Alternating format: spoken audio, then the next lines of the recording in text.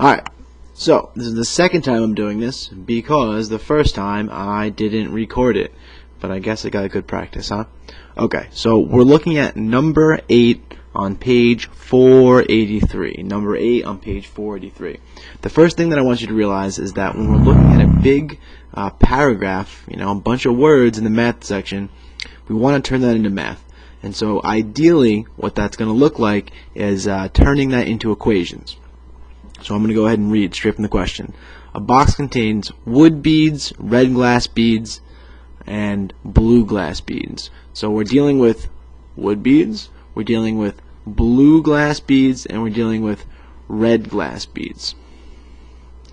Just want to really quick point out that these are glass, and this guy is wood. Okay. The number of glass beads is 4 times the number of wood beads. So,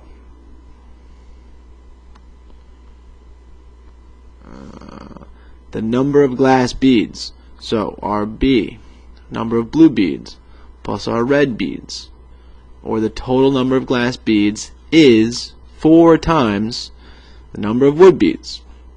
That's our first equation. The next sentence says, if one bead is chosen at random, the probability that a red glass bead will be chosen is 3 times the probability that a blue glass bead will be chosen. So if it's 3 times more likely that we'll pick out a red glass bead at random as compared to a blue glass bead, that tells us what about the number of beads? That tells us that the number of red beads is 3 times the number of blue beads. If it's more likely that we're going to randomly select a red bead, then this number of red must be much bigger, in fact 3 times bigger than the number of blue beads. And the last piece of information they give us is very straightforward. The next sentence reads, if there are 12 red glass beads in the box, what is the total number of beads in the box? So our R is equal to 12. These are the 3 equations we're going to work with. And we just need to start with the fact they give us that R, plug it in backwards, and we're going to find out the number of the other types of beads. So just rewriting this, R equals 3B. Now we know that R is 12. I'm going to divide both sides by 3 to isolate that B. And I get 4 equals B.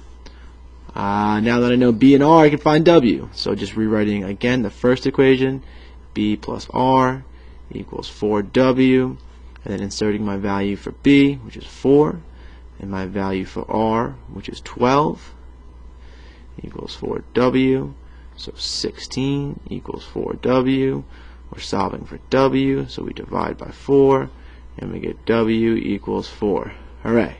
So now we have W equals 4. We have blue equals 4. We have red equals 12. So the total beads,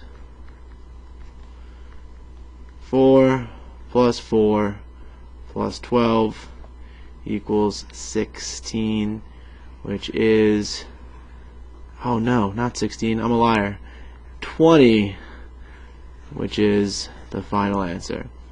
Any questions on that? If it wasn't clear, please let me know.